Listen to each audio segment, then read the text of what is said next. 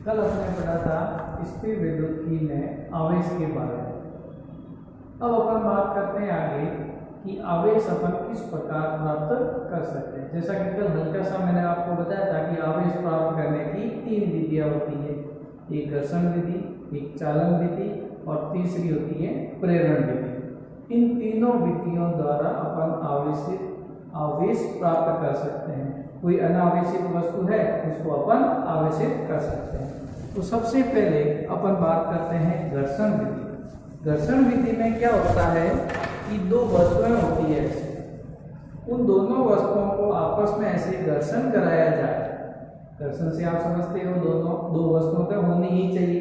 तो दोनों वस्तुओं को आपस में घर्षण कराया जाता है तो इन दोनों वस्तुओं में इलेक्ट्रॉन आदान प्रदान हो जाते हैं, यानी कि एक वस्तु से इलेक्ट्रॉन दूसरी वस्तु में चले जाते हैं। तो एक में इलेक्ट्रॉनों की संख्या कम होगी और दूसरे में अधिक होगी, जिसके कारण इन दोनों वस्तुओं में हल्के से आकर्षण का गुण उत्पन्न या प्रतिकर्षण का गुण उत्पन्न हो सकता है। ठीक है, अब अपन बात करें कि कौन सी वस्तु ऐसे लें और किसको किसके साथ में घर्षण कराया जाए, तब कौन सी वस्तु किस प्रकार की आवेशित होती है। जैसे एक कांच की छड़ ले लें और उस कांच की छड़ को रेशम के कपड़े से घर्षण कराएं, तो कांच की छड़ को रेशम के कपड़े से घर्षण कराया जाता है तो कांच की छड़ से इलेक्ट्रॉन रेशम के कपड़े में चले जाते हैं, यानी कि रेशम के कपड़े में इलेक्ट्रॉनों की संख्या अधिक और कांच की छड़ में इलेक्ट्रॉनों की संख्या कम। तो इलेक्ट्रॉनों की संख्या जहां पे कम होती है वो वस्तु धनात्मक और जहां पर इलेक्ट्रॉनों की संख्या अधिक होती है वो वस्तु ऋणात्मक होती है। ठीक है, तो इस प्रकार अपन बात करें कि एक कांच की छड़ ली और उसको रेशम के कपड़े से घर्षण कराए, तो उसमें क्या होता है कि कांच की छड़ क्या हो जाती है, धनात्मक हो जाती है और रेशम का कपड़ा ऋणात्मक हो जाता है। एक और एग्जांपल इसकी बात करते हैं अपन कि एक बिल्ली की खाल और एक एबोनाइट नामक धातु ली और उस धातु की छड़ को बिल्ली की खाल से आपस में घर्षण कराए, यानी कि एक एबोनाइट की छड़ और बिल्ली की खाल से उन दोनों को आपस में घर्षण कराए। तो घर्षण कराने पर क्या प्राप्त होता है कि बिल्ली की खाल से इलेक्ट्रॉन निकल कर एबोनाइट की छड़ में चले जाते हैं, जिससे एबोनाइट की छड़ नेगेटिव हो जाती है और बिल्ली की खाल पॉजिटिव हो जाती है। ये जरूरी नहीं है कि छड़ ही हमेशा पॉजिटिव हो, ऐसा कोई जरूरी नहीं है। वो डिपेंड करता है कि किस पदार्थ या किस वस्तु को आप किसके साथ में घर्षण कराते हैं, वो उस पर डिपेंड करता है। देखो, तो एक कांच की छड़ है वो पॉजिटिव हो जाती है और एबोनाइट की छड़ है वो नेगेटिव हो जाती है। तो ये दो एक्सपेरिमेंट के बेसिस पे आपको दो एग्जांपल बताए। ठीक है, अब अपन बात करते हैं आवेश प्राप्त करने की दूसरी मेथड। दूसरी मेथड में क्या है, चालन विधि। चालन विधि में क्या होता है कि आवेश चल के जाते हैं एक जगह से दूसरी जगह। कैसे, कोई न कोई उसको साधन चाहिए, माध्यम चाहिए, जिसकी सहायता से वो एक जगह से दूसरी जगह जाते हैं। तो इसमें क्या होता है कि एक आवेशित चालक गोला होता है जिस पर आवेश होता है और दूसरा अनावेशित चालक गोला होता है। अब इन दोनों को किसी चालक तार की सहायता से जोड़ दें, तो जैसे ही इन दोनों गोलों को किसी चालक तार की सहायता से जोड़ेंगे तो आवेश का स्थानांतरण होगा, यानी कि जो आवेश है उसका प्रवाह हमेशा उच्च विभव से निम्न विभव की ओर प्रवाहित होता है। ये होता है पॉजिटिव के लिए। नेगेटिव के लिए जैसे इसका उल्टा हो जाता है, निम्न से उच्च की ओर जाता है। ठीक है, तो आवेश का प्रवाह हमेशा उच्च विभव से निम्न विभव की ओर होता है, ये पॉजिटिव के लिए होता है। तो एक आवेशित चालक गोला है और एक अनावेशित चालक गोला, उनको किसी चालक तार की सहायता से जोड़ देंगे तो आवेशित चालक गोले से आवेश निकलकर अनावेशित चालक गोले में चले जाते हैं, जिसके कारण ये अनावेशित जो चालक गोला है अब वो आवेशित हो जाता है। ठीक है, तो देखिए अपन बात करते हैं इसकी हल्की सी डेफिनेशन की कि आवेश प्राप्त करने की ऐसी विधि जिसमें एक अनावेशित चालक वस्तु को किसी अन्य आवेशित वस्तु से चालक तार द्वारा जोड़ दिया जाए तो अनावेशित वस्तु आवेशित हो जाती है। आवेश प्राप्त करने की जो ऐसी विधि होती है उसे अपन क्या कहते हैं, चालन विधि। अब अपन इसको एक डायग्राम के साथ में एक्सप्लेन करते हैं कि किस प्रकार एक अनावेशित वस्तु को आवेशित करते हैं चालन विधि की सहायता से। तो देखिए ये स्टेप अपन लेते हैं फर्स्ट स्टेप में एक ये चालक गोला लेते हैं, आवेशित चालक गोला लेते हैं ए, और एक ये दूसरा अनावेशित चालक गोला लेते हैं बी। इन दोनों को एक कुचालक स्टैंड पर इस प्रकार रख देते हैं। इस पर आवेश है, इस पर कोई आवेश नहीं है, यानी कि इस पर नेट जो आवेश है वो क्या है, 0 है। ठीक है, अब अपन क्या करते हैं, दूसरे स्टेप में ये जो आवेशित चालक गोला है उसको एक चालक तार की सहायता से दूसरे अनावेशित चालक गोले को जोड़ेंगे। ठीक है, तो जैसे ही अपन जोड़ेंगे तो ये आवेशित चालक गोला है, यहां से ये धनात्मक आवेश इस चालक तार की सहायता से इस चालक गोले में बी में आ जाते हैं। फिर अपन चालक तार हटा देंगे तो इस पर भी आवेश रहेगा और इस पर भी आवेश रहेगा। ठीक है, तो इस प्रकार हम बात करते हैं कि एक अनावेशित चालक गोला है उसको आवेशित चालक गोले से चालन विधि की सहायता से आवेशित कर देते हैं। यह है आवेश प्राप्त करने का सेकंड मेथड। अब हम बात करते हैं आगे थर्ड मेथड आवेश प्राप्त करने की, जो है प्रेरण विधि। प्रेरण विधि द्वारा अपन आवेश किस प्रकार प्राप्त करते हैं उसके बारे में बात करते हैं। प्रेरण का मतलब हुआ प्रेरित करना, इंडक्शन मेथड जिसे इंग्लिश में बोलते हैं। तो प्रेरित करना, तो किस प्रकार एक प्रेरित करके अपन किसी वस्तु जो है अनावश्यक चालक वस्तु है उसको चालक वस्तु में कन्वर्ट कर देते हैं। तो देखिए सबसे पहले अपन इसकी हल्की सी डेफिनेशन बताते हैं कि आवेश प्राप्त करने की एक ऐसी मेथड, एक ऐसी विधि जिसमें एक अनावेशित चालक वस्तु को किसी आवेशित चालक वस्तु के साथ में बिना भौतिक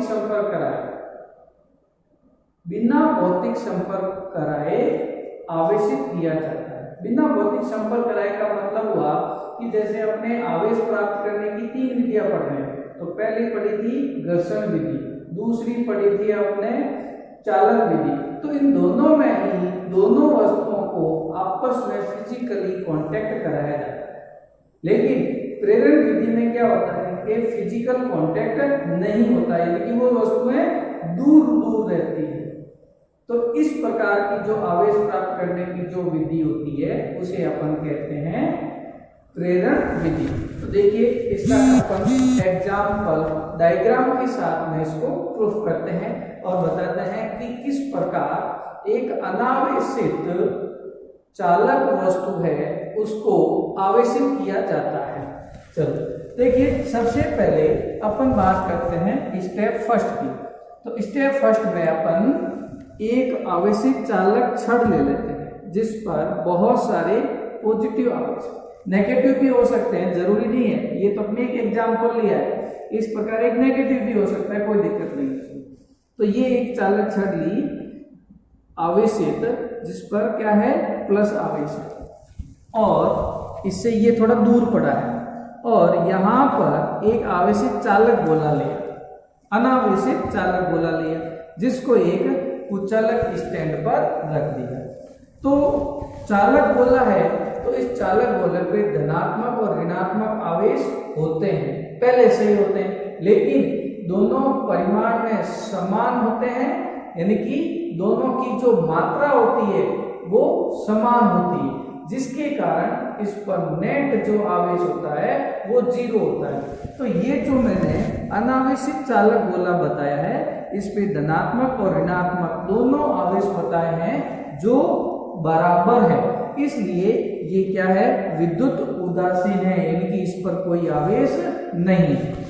सेकेंड स्टेप में अपन क्या करते हैं कि ये जो आवेशित चालक छड़ है इसको अपन कुछ वेग से इसके पास ले जाए, फिजिकली कांटेक्ट नहीं कराना है, सिर्फ क्या ले जाना है, इसको पास ले जाना है। तो जैसे ही अपन पास ले जाएंगे तो ये जो छड़ है वो क्या है, धनात्मक है, और ये अनावेशित चालक गोला है। तो अपन जानते हैं कि धनात्मक आवेश के पास में ऋणात्मक आवेश आता है, और धनात्मक आवेश से जो धनात्मक आवेश होता है वो दूर जाता है, प्रतिकर्षित होता है।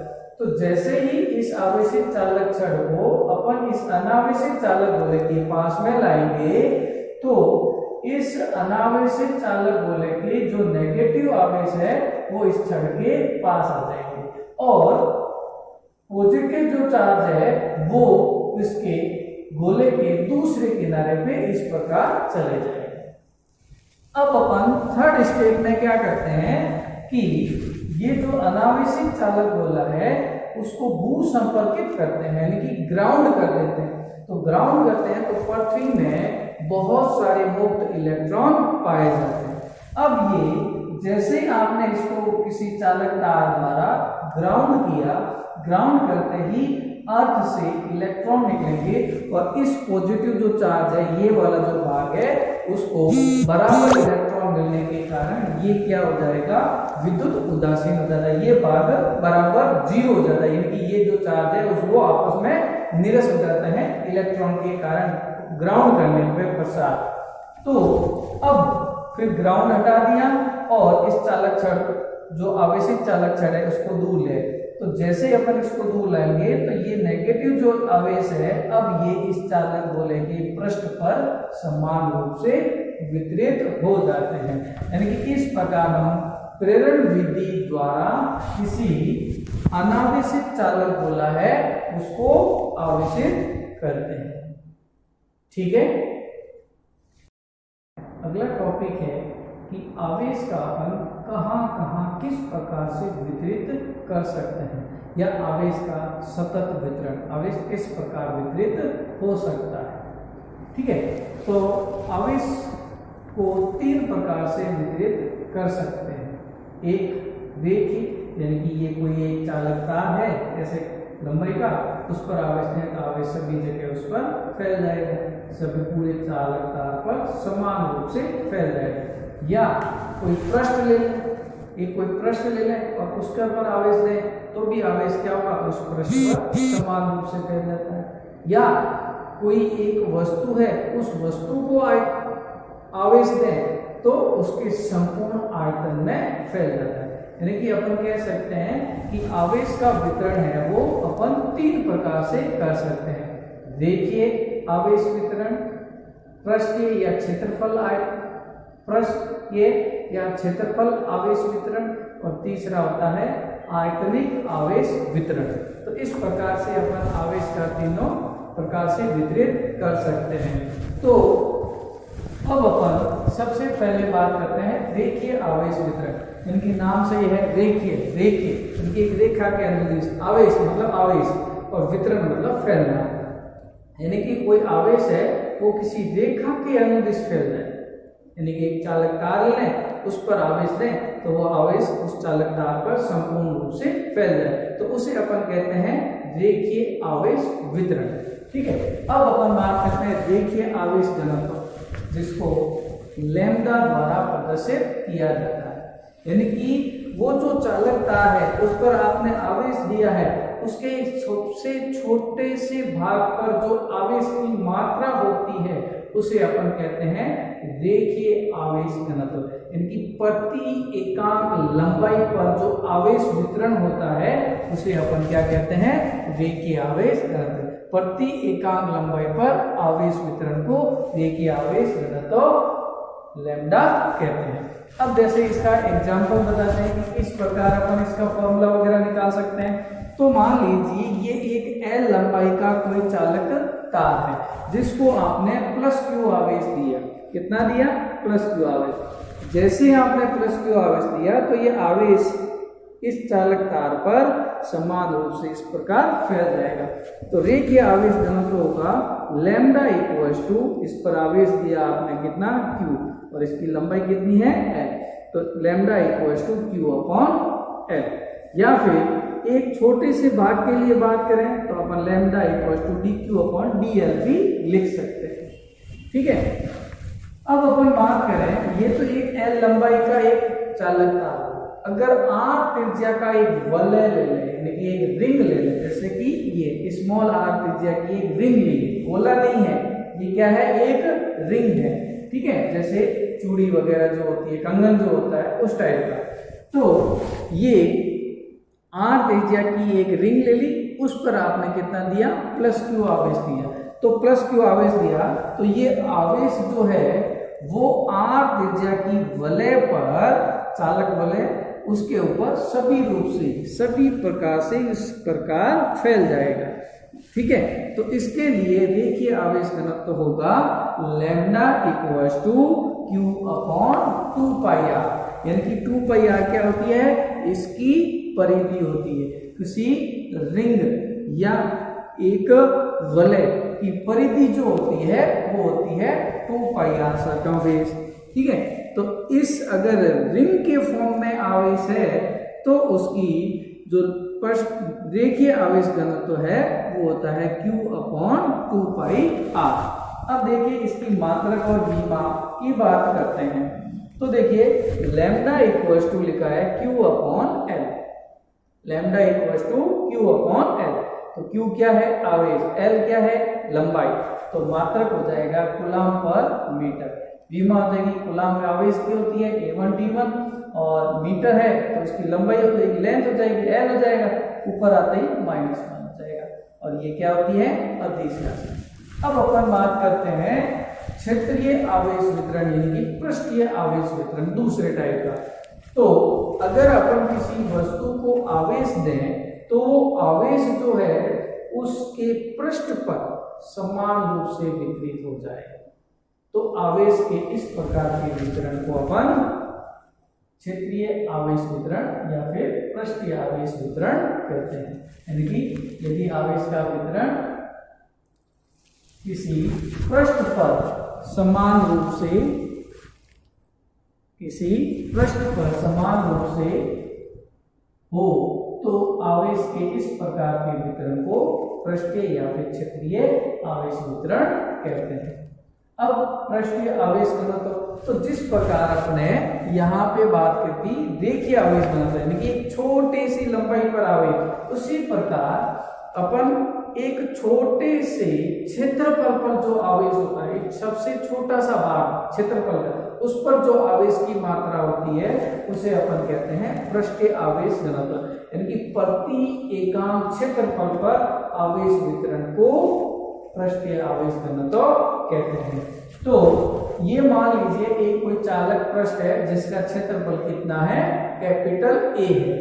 अब इस पर आपने प्लस Q आवेश दिया, तो जैसे ही अपन इस पर आवेश देंगे तो ये आवेश इस पृष्ठ पर समान रूप से वितरित हो जाता है। तो अब अपन बात करें पृष्ठीय आवेश घनत्व। तो पृष्ठीय आवेश घनत्व क्या होता है? प्रति एकांक क्षेत्रफल, तो उसको लिखते हैं सिग्मा द्वारा। इसे सिग्मा, तो सिग्मा इक्वल्स टू आवेश कितना दिया इस पर? Q, और इस पृष्ठ का क्षेत्रफल कितना है? A। ये हो जाएगा sigma equals to Q upon A। या फिर अपन लिख सकते हैं कि इसका एक छोटा सा भाग ले, उसका क्षेत्रफल मान लीजिए, यहाँ पर एक छोटा सा भाग ले लो, ये इसका क्षेत्रफल मान लीजिए कितना है? dA, और इस पर आवेश कितना मान लें? dQ। तो पृष्ठीय आवेश घनत्व हो जाएगा dQ अपॉन dA। अब उसके बाद में अपन यहाँ पे बात करते हैं कि एक चालक गोला ले लें। क्या ले लें? चालक गोला। सॉलिड भी हो सकता है और होलो भी हो सकता है, यानी कि खोखला और ठोस, दोनों प्रकार का हो सकता है। तो चालक गोले को जैसे ही आवेश देंगे तो वो आवेश उस गोले के पृष्ठ पर इस प्रकार समान रूप से वितरित हो जाता है। ठीक है, तो उस स्थिति में देखिए आवेश घनत्व कैसा होता है। तो चालक गोला कौन सा, जैसे लोहे का हो गया, कॉपर का हो गया, एल्यूमिनियम का, जो धात्विक पदार्थ है उसी का गोला होता है, वो चालक होता है। तो उस पर जो आवेश देते हैं वो उसके पृष्ठ पर समान रूप से वितरित हो जाता है। ये पृष्ठ पर चालक के क्यों होता है, इसकी बात अपन आगे करेंगे सेकंड चैप्टर में। तो जैसे ही इस पर प्लस क्यू आवेश दिया तो ये आवेश है वो इस चालक गोले के पृष्ठ पर ऐसे समान रूप से वितरित हो जाता है। वितरित हो गया तो उस स्थिति में ये उस आवेश जो है उस चालक गोले के संपूर्ण क्षेत्रफल पर फैल गया। तो चालक गोला या कोई भी गोला होता है उसका क्षेत्रफल होता है 4 पाई आर स्क्वायर। तो इसके लिए पृष्ठीय आवेश घनत्व lambda equals to Q upon 4 pi R square हो जाता है। अब इसका मात्रक बात करें तो क्यू अपॉन ए कूलम पर मीटर स्क्वायर बीमा A1 T1 और ये ऊपर आता ही L-2 और अदिश राशि होती है। अब अपन बात करते हैं आगे थर्ड।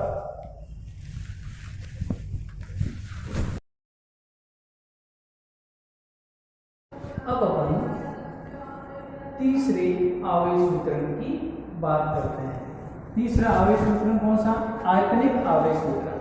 ठीक है, तो आयतनिक आवेश वितरण क्या होता है कि अगर अपन किसी वस्तु को आवेश दें तो वो आवेश उसके संपूर्ण आयतन में फैल जाए। वो आवेश क्या करे, उस वस्तु के संपूर्ण आयतन में फैल जाए। तो इस प्रकार का जो आवेश वितरण होता है उसे अपन कहते हैं आयतनिक आवेश वितरण। ठीक है, तो यदि आवेश का वितरण किसी आयतन में समान रूप से हो, आयतन में समान रूप से हो तो उसे अपन कहते हैं आयतनिक आवेश वितरण। अब उसके बाद में बात करते हैं आयतनिक आवेश घनत्व, जिसको रो द्वारा प्रदर्शित करते हैं।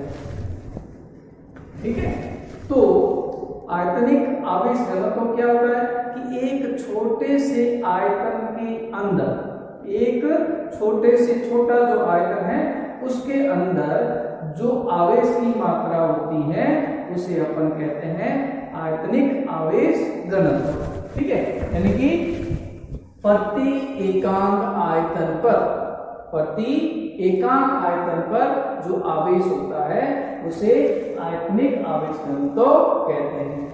तो देखिए यहाँ पर इसको एग्जाम्पल एक डायग्राम की सहायता से एक्सप्लेन करते हैं। ये मान लीजिए एक क्या है, घन है। ये क्या है, एक घन है जो कुचालक पदार्थ का है। क्या है, कुचालक पदार्थ, जैसे लकड़ी का, प्लास्टिक का, ये ऐसे, और ठोस है।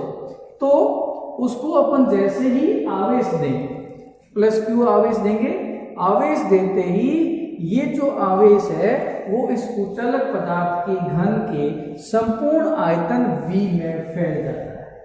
ठीक है, तो आयतनिक आवेश घनत्व क्या होगा, इस घन को अपने आवेश कितना दिया, प्लस क्यू दिया, और इस घन का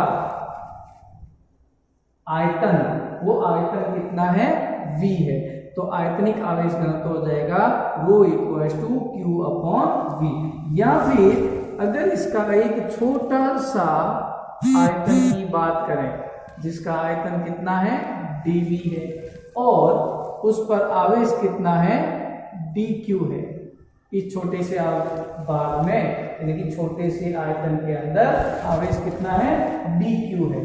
तो अपन कहेंगे कि रो इक्वल्स टू, यानी कि आयतनिक आवेश घनत्व rho equals to dq upon dV। अब अपन इसी प्रकार एक ले लेते हैं कुचालक ठोस गोला, वो भी लकड़ी का या फिर प्लास्टिक का हो सकता है। तो कुचालक पदार्थ का एक ठोस गोला ले लें और उसको आवेश दें कितना, जितना पहले दिया था Q। तो जैसे ही इसको Q आवेश देंगे इस कुचालक पदार्थ के ठोस गोले को, तो वो आवेश इस गोले के अंदर समान रूप से वितरित हो जाता है। मान लीजिए इस गोले की जो त्रिज्या है वो स्मॉल r है, तो ये 4π3πr³ इस गोले का क्या होगा, आयतन होगा। ये जो आवेश है वो आवेश इस गोले के संपूर्ण आयतन में फैल जाता है। तो इसलिए इस कुचलक पदार्थ के जो ठोस गोला है उसके लिए आयतनिक आवेश घनत्व होगा ρ = Q/वॉल्यूम। वॉल्यूम कितना है, 4/3πr³। इस प्रकार ये अपन एक कुचलक पदार्थ के ठोस गोला है उसके लिए आयतनिक आवेश घनत्व निकालते हैं। अब अपन आगे बात करते हैं कि आयतनिक आवेश घनत्व जो रो है इसका मात्रक तो देखो कूलम्ब पर मीटर क्यूब और विमा A1 और इसकी L3 होती है, ऊपर जाते L-3 हो जाएगी और ये भी क्या होती है, अदिश राशि होती है। इस प्रकार अपने आवेश का वितरण है वो 3 प्रकार से होता है, उसका एक्सप्लेन कूलम्ब का नियम। तो नियम का मतलब क्या होता है, एक ऐसा लॉ जिसे हजारों एक्सपेरिमेंट करने के बाद में सत्यता पाई और इसे किसी प्रकार की इसके अंदर त्रुटि एरर नहीं है, उसे अपन क्या कहते हैं, नियम कहते हैं। ठीक है, तो अब अपन बात करते हैं कूलम्ब का नियम। कूलम्ब एक साइंटिस्ट था, उसने 2 आवेश लिए। आवेश 2 प्रकार के होते हैं, एक पॉजिटिव और दूसरा नेगेटिव। 2 आवेश लिए और उनको पास पास रखा, तो उसने देखा कि उनके मध्य क्या लग रहा है, बल लग रहा है। तो वो बल किस प्रकार लगता है, तो देखिए विपरीत प्रकृति के आवेश होते हैं तो उनके मध्य आकर्षण बल कार्य करता है और समान प्रकृति के आवेशों के मध्य आकर्षण बल कार्य करता है। समान प्रकृति का मतलब दोनों प्लस प्लस या दोनों माइनस माइनस, विपरीत प्रकृति का मतलब एक प्लस और एक माइनस। ठीक है, तो उसमें आकर्षण या प्रतिकर्षण बल जो लगता है उस बल का मान है वो कूलम्ब ने दिया। तो ये आवेशों के मध्य लगता है। आवेश क्या करते हैं, विद्युत क्षेत्र उत्पन्न करते हैं, तो इसे अपन विद्युत बल भी कहते हैं। कूलम्ब ने दिया इसलिए इसको कूलम्ब बल कहते हैं, लेकिन इसको विद्युत बल भी कहते हैं क्योंकि ये आवेशों के मध्य लगता है। तो ये बहुत इंपॉर्टेंट है कूलम्ब का नियम। इसके बेस पे नंबरिकल क्वेश्चन भी आते हैं और ये भी पूछ लेते हैं। ठीक है, इसका वेक्टर फॉर्म वगैरह आगे अपन बात करेंगे। तो कूलम्ब के नियम की पहली शर्त है कि ये केवल स्थिर आवेश के लिए ही लागू होता है, यानी कि जो दोनों आवेश है वो स्थिर अवस्था में ही होने चाहिए। और आवेश कितने होने चाहिए, 2 से ज्यादा है तो ये नियम लागू नहीं होता। और गतिशील आवेश आ जाए तो उसके लिए भी ये नियम लागू नहीं होता है। तो ये नियम क्या कहता है कि 2 स्थिर आवेशों के मध्य लगने वाला आकर्षण या प्रतिकर्षण बल, समान प्रकृति के लेंगे तो प्रतिकर्षण, तो विपरीत प्रकृति के लेंगे तो आकर्षण। तो आकर्षण या प्रतिकर्षण जो बल होता है वो उन दोनों आवेशों के परिमाण जो होता है के गुणनफल के समानुपाती होता है और उन आवेशों के बीच की जो दूरी होती है उसके वर्ग के युग्मानुपाती होती है। चलो देखो एक्सप्लेन करते हैं अपन डायग्राम की सहायता से कि मान लीजिए एक यहाँ पर प्लस Q आवेश है, Q1 आवेश, और यहाँ पर प्लस Q2 आवेश है। दोनों समान प्रकृति के हो गए, दोनों प्लस प्लस, परिमाण अलग अलग है। और इन दोनों के जो बीच की दूरी है वो मैं मान लेता हूं r है। तो इनके बीच में क्या लगेगा, प्रतिकर्षण बल लगेगा और वो बल होगा इन दोनों आवेशों को जो मिलाने वाली रेखा है उसके अनुदिश, अंदर है या फिर बाहर। तो यहाँ पे प्लस प्लस है तो प्रतिकर्षण तो बाहर की ओर लगेगा F और इधर भी लगेगा। ये बल जो है वो इसके कारण इस पर लगाया गया बल है और ये बल जो है वो इसके कारण इस पर लगाया गया बल। तो अब ये नियम क्या कहता है कि जो ये बल है वो इन दोनों आवेशों के परिमाण को अपन ऐसे लिखते हैं मॉडुलस में कि गुणनफल के समानुपाती होता है। परिमाण का मतलब क्या हुआ कि अगर -q1 आवेश है तो उसको भी अपन +q ही लिखेंगे, और +q आवेश का परिमाण है तो भी अपन q ही लिखेंगे।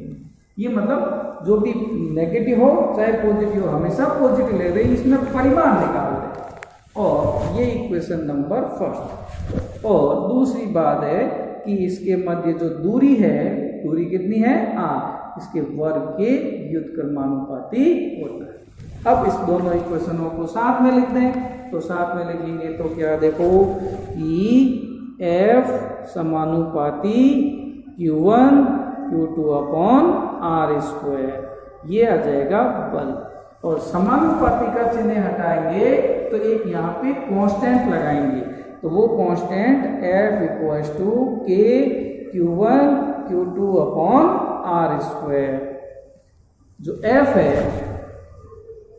जहां K, जहां K एक समानुपाती नियतांक है। ये क्या है? एक समानुपाती नियतांक है।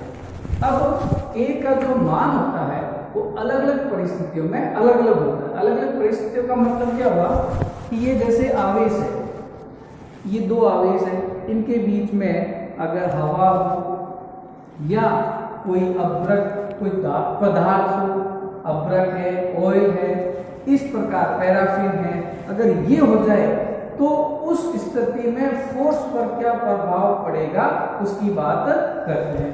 तो K की जो वैल्यू होती है, K = 1/4πε होती है। K = 1/4πε। तो एप्सिलॉन क्या होता है? वो होता है ε0 εr। अलग अलग परिस्थिति में इनकी वैल्यू भी क्या होती है? अलग अलग होती है। जैसे ε0 है, उसको बोलते हैं निर्वात की विद्युत शीलता। εr आपेक्षिक विद्युत शीलता। और एप्सिलॉन जो होता है वो होता है माध्यम की विद्युत शीलता। ये अलग अलग परिस्थितियों में, ये अपन अलग अलग परिस्थितियों की बात करेंगे कि किस प्रकार हो सकता है। ठीक है, तो सबसे पहले अपन केस फर्स्ट की बात करते हैं। केस फर्स्ट में कहते हैं कि जब आवेशों के मध्य हवा या निर्वात हो, उस परिस्थिति में फोर्स पर क्या इफेक्ट पड़ेगा उसकी बात करते हैं। ठीक है, तो देखिए हवा या निर्वात के लिए εr की जो वैल्यू होती है वो 1 होती है, वो सबसे कम होती है। तो K = यहां से देखिए K = 1/4πε, और एप्सिलॉन = 1/4πε0 और हवा या निर्वात की बात कर रहे हैं। ठीक है, हवा या निर्वात, तो उस कंडीशन में εr की जो वैल्यू होती है वो 1 होती है। तो K = हो जाता है 1/4πε0। और इस परिस्थिति में K की वैल्यू होती है 9 × 10⁻⁹ न्यूटन मीटर स्क्वायर पर कूलम। इसकी मात्रा कैसे है अभी बात करते हैं। तो अपन यहीं पे ही बात करते हैं कि आवेश दोनों हैं वो वही रखते हैं, दूरी भी उनके बीच में वही रखते हैं, अब इन दोनों आवेशों के बीच में चेंज किया है सिर्फ एयर। तो एयर की कंडीशन में जो फोर्स होगा F air equals to 1/4 pi epsilon naught, यानी कि इस K की जगह पर क्या रखेंगे 1/4 पाई एप्सिलॉन।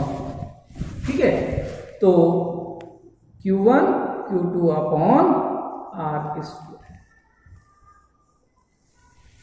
ठीक है, और एप्सिलॉन नॉट जो होता है इसकी वैल्यू होती है 8.85 इंटू 10⁻⁻12 कूलम स्क्वायर न्यूटन पर into metre square.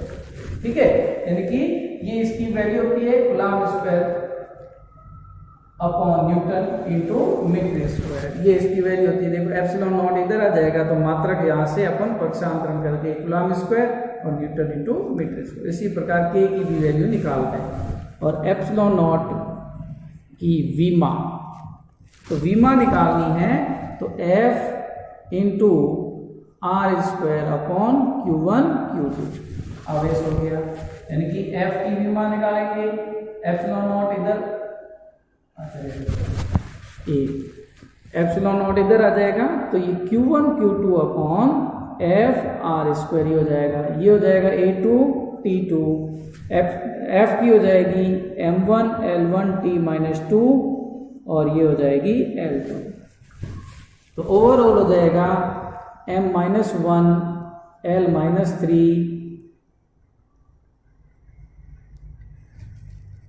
T-2 T-4 A2 T4 हो जाएगा, ऊपर जाएगा तो 4 हो जाएगा। इस प्रकार अपन एप्सिलॉन नॉट की विमा ज्ञात करते हैं।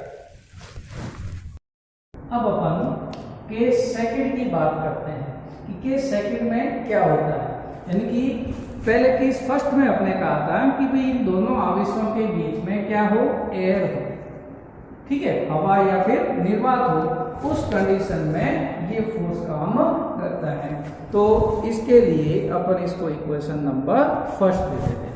अब अपन सेकंड की बात करते हैं।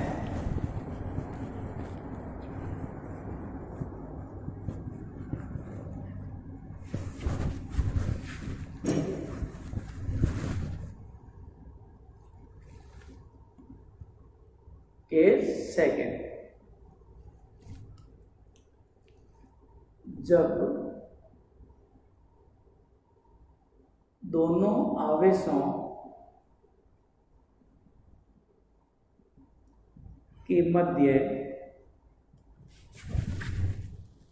कोई माध्यम जैसे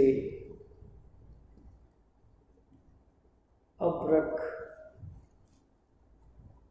पैराफिन आदि हो तो उस स्थिति में इस पर फोर्स पर क्या प्रभाव पड़ेगा। ठीक है, तो देखिए उसके लिए अपने अभी बात की थी कि K की जो वैल्यू होती है वो 1/4 पाई एप्सिलॉन, और एप्सिलॉन इक्वल टू होता है एप्सिलॉन नॉट एप्सिलॉन आर। तो यहाँ पे माध्यम ले रहे हैं तो 4 pi epsilon naught epsilon R. ठीक है, अब देखिए कि ये Q1 और Q2 जो आवेश है उसके मान में कोई चेंज नहीं करते, ना ही इसकी दूरी चेंज करते हैं। तो जो फोर्स होगा वो फोर्स हो जाएगा F मीडियम के लिए equals to 1/4 pi epsilon Q1 Q2 upon R square, ये भी लिख सकते हैं। और F medium equals to 1/4 pi epsilon naught epsilon R Q1 Q2 upon R square. ये इक्वेशन नंबर सेकंड हो जाएगी, थर्ड हो जाएगा। ये फर्स्ट सेकंड, ये हो जाएगी थर्ड और ये हो जाएगी फोर्थ। तो इस प्रकार अपने ये माध्यम के लिए निकाल दिया है। अब देखिए इक्वेशन थर्ड और फोर्थ में कंपैरिजन करते हैं। कि फोर्स कहाँ ज्यादा लग रहा है। भाई आवेश के परिमाण और मान में कोई चेंज नहीं करते हैं, ना ही उनके बीच की दूरी चेंज करते हैं, बस उसके बीच में माध्यम चेंज करते हैं। एक बार एयर रखते हैं और दूसरी बार कोई माध्यम रख देते हैं, अब्रक वगैरह कोई भी, ठीक है। तो उस स्थिति में फोर्स कहाँ ज्यादा लगेगा, देखो तो यहाँ पे ये जो वैल्यू है, ठीक, यहाँ पे ये वैल्यू, लेकिन यहाँ पे एप्सिलॉन जो आर है वो एक्स्ट्रा है, और एप्सिलॉन आर की सबसे कम जो वैल्यू होती है वो हवा या निर्वात के लिए होती है 1, उसके बाद एप्सिलॉन आर की वैल्यू बढ़ती जाएगी। तो यहाँ पे वैल्यू बढ़ेगी तो फोर्स क्या होगा, कम होगा। बाकी चीजें देखो, ये चीज और ये चीज इसके लिए ये सेम है, बट यहाँ पे एप्सिलॉन आर एक्स्ट्रा है, तो एप्सिलॉन आर की वैल्यू यहाँ पे 1 से इंक्रीज ही होगी। 1 से इंक्रीज होगी तो फोर्स क्या हो जाएगा, कम हो जाएगा। यानी कि एफ मीडियम ऑफ एयर के लिए बात करें तो F air is greater than F medium, यानी कि दो आवेश है जो परिमाण में जो दो आवेश है उनके मध्य कूलम्ब बल की बात कर रहे हैं, और किस परिस्थिति में कि उनके बीच की दूरी और आवेश का परिमाण बराबर रख के, दो अलग अलग केसेस में बात करें कि एक बार माध्यम रख दें और एक बार एयर रखें, तो उस परिस्थिति में जो एयर के बीच में, जब आवेशों के बीच में एयर होगा उस समय फोर्स अधिक लगता है, ठीक है, फोर्स की वैल्यू अधिक आती है। अब इक्वेशन 3 और 4 से अपन देखें तो इसका एक नंबरिकल क्वेश्चन भी है अपने, और एक नया फॉर्मूला भी बन जाएगा। नया फॉर्मूला क्या बनेगा कि इक्वेशन 3 अपॉन 4 कर दे, तो F air upon F medium. तो देखिए 1/4 pi epsilon naught, 1/4 pi epsilon naught, ये अपॉन आएंगे, कट जाएंगे, और Q1 Q2 upon R square, Q1 Q2 upon R square, ये भी कट जाएगा। तो यहाँ पे अगर इसको, हाँ ठीक है कोई नहीं, इसको दे देते हैं 4, ठीक है, तो 1/4 पाई 1/4 पाई ये कैंसिल आउट हो जाएगा, Q1 Q2 upon R square, Q1 Q2 upon R square, ये भी कैंसिल हो जाएगा। तो यहाँ पे एप्सिलॉन बचा, वहां पे क्या बना, एप्सिलॉन नॉट, तो ये हो जाएगा epsilon upon epsilon naught equals to epsilon. ये एक नया फॉर्मूला जो पहले बताया था यहाँ पे, क्योंकि epsilon equals to epsilon naught epsilon, ये एक नया फॉर्मूला बन जाएगा, ठीक है।